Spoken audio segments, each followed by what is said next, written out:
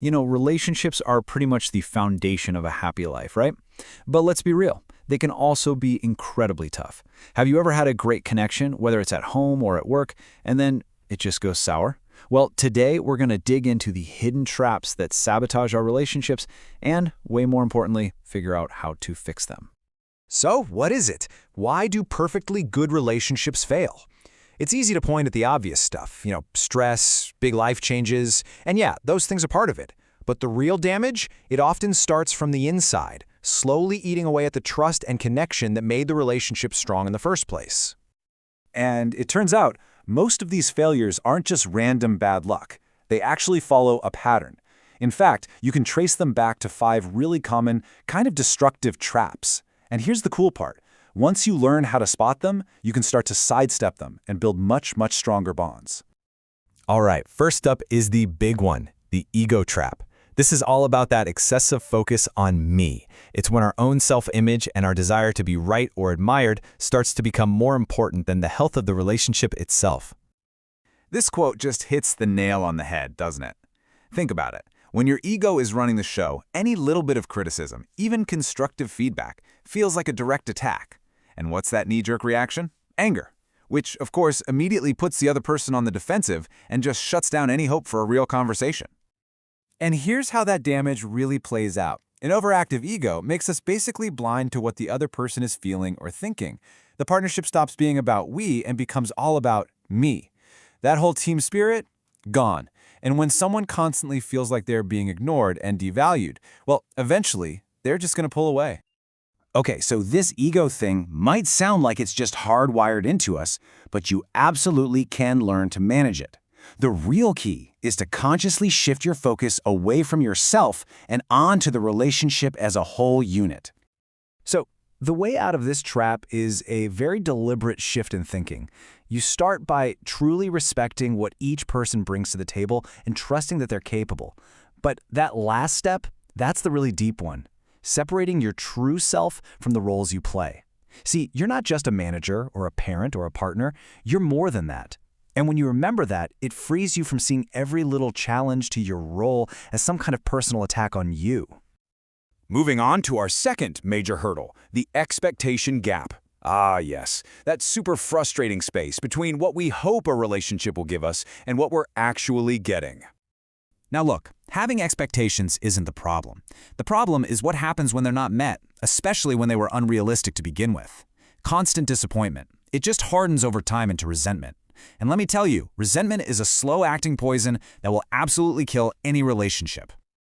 It really all boils down to 2 completely different mindsets. A relationship that's focused on, what am I getting out of this, is always going to be fragile. It's transactional. But the moment you shift your focus to, what can I give to this, everything changes. It becomes about supporting each other and contributing, not just keeping a running tally of who's getting what. So how do we actually do this? How do we manage our expectations without just throwing our standards out the window? Well, there are 3 key steps here. First, you got to get real with yourself. What's a reasonable thing to expect? Next, practice a little empathy. If someone falls short but they have a genuine reason, try offering support instead of blame. And finally, you have to make that conscious choice to shift from getting to giving. Seriously, the moment you stop keeping score is the moment resentment completely loses its power. Okay, let's face it. Every single relationship is going to have failures and setbacks. It's just inevitable. So our third challenge isn't the failure itself. It's how we deal with the emotional mess that can come after. Oh, it is so easy to fall into this trap when things go wrong, isn't it? We start blaming our partner, pointing fingers everywhere, and we just let anger grab the steering wheel. This kind of reactive state makes it literally impossible to show any humility or empathy, which are the 2 things you desperately need to recover and actually move forward together. So if the blame game and anger are the wrong way to go, what's the right way? How can a team or a couple turn a failure into a chance to grow, instead of just letting it tear them apart? The path forward really begins with acceptance. Failures are normal. They don't mean the relationship is doomed. The real work is internal. It's about managing your own emotional reactions instead of just lashing out. When you can do that, then you can focus on being your best self, someone who is emotionally present, forgiving, and truly supportive. Our fourth challenge is, well, it's often the most painful one, the poison of distrust. This is what happens when promises get broken, or betrayal happens, and it can shake a relationship right down to its very core. Now, when you're dealing with a really deep hurt like this, the source material talks about a key concept, detachment, and it's really important to get this right. Detachment is not about becoming cold or numb or pretending you don't care. It's about maintaining your own inner emotional balance so you aren't completely wrecked by another person's actions. Trying to handle distrust is a really delicate dance. It starts with some honest self-reflection. Were there red flags that you ignored? From there, it's about finding a way to express your pain without totally losing control. This allows you to explore forgiveness, whether you decide to stay or go, and to set really firm boundaries to protect yourself moving forward.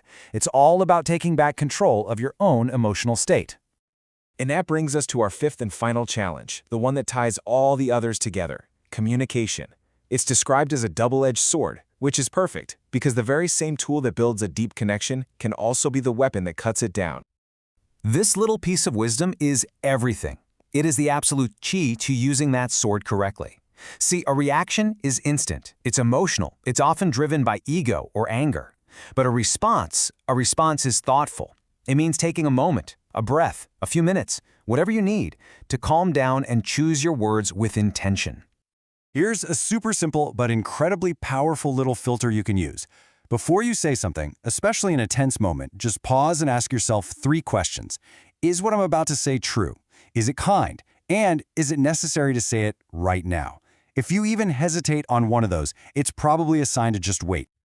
You know, the biggest thing to take away from all this is that great relationships don't just happen by accident. They are the result of skill. Learning to navigate your ego, manage your expectations, handle failure, rebuild trust, and communicate well.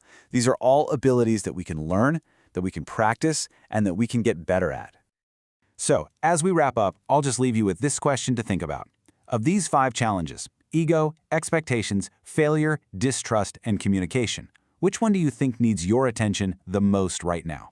Because just identifying your starting point, that's the first real step to building stronger, healthier relationships. Thanks for joining me for this explainer.